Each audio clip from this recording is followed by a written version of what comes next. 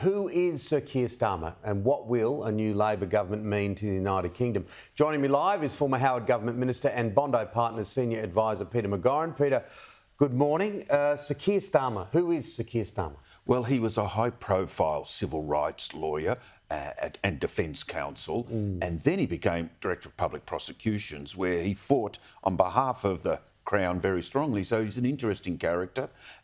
He's lacklustre, a bit on the dull side, but you can see from his acceptance speech that he does have considerable depth. But the task ahead of him and the new government is very, very difficult.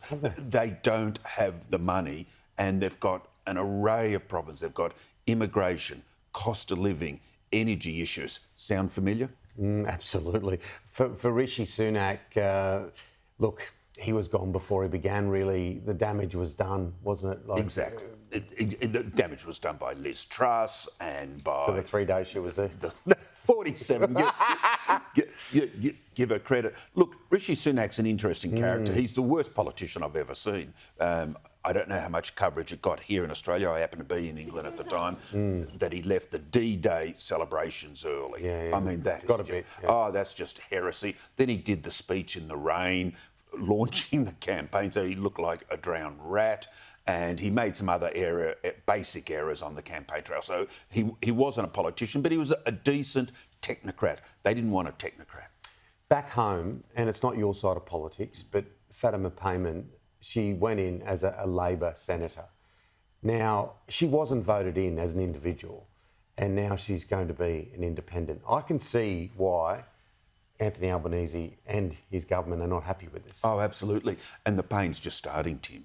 The havoc she's going to wreak on the Labor Party is yet to come. But even her comments at the airport, I'm here for WA, it's the proudest... But she wasn't voted in as an individual. True, but she's got tenure for another 5 years or so. Now, she is definitely going to rally the Muslim vote, and the Muslim population in a number of key Western Sydney seats for the Labor Party is up to 25%. They have a great deal of problems. It could conceivably be their one nation moment, which so devastated the Liberal and National parties in the late 1990s. Yeah, Joe Biden, he can't stay, can he? As much as he comes out at rallies and said, I had a poor debate, look, the debate was pretty much... revealing what a lot of people had been seeing for a long time. Yeah, it certainly did. The veil slipped because he didn't have his usual teleprompter or someone in his ear, because he walks around with an earpiece with directions from staff and so on.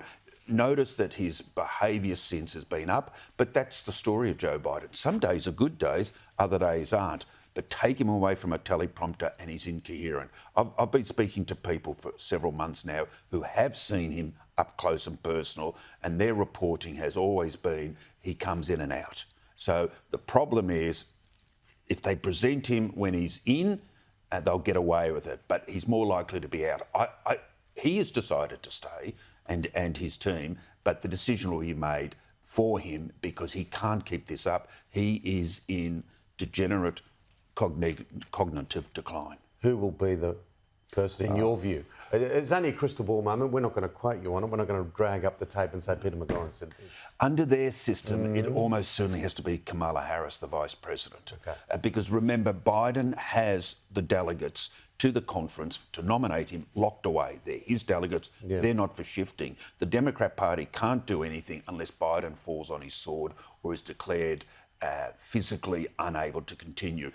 Who would you turn to? You should turn to one of the well-known governors, but Kamala Harris is Vice President.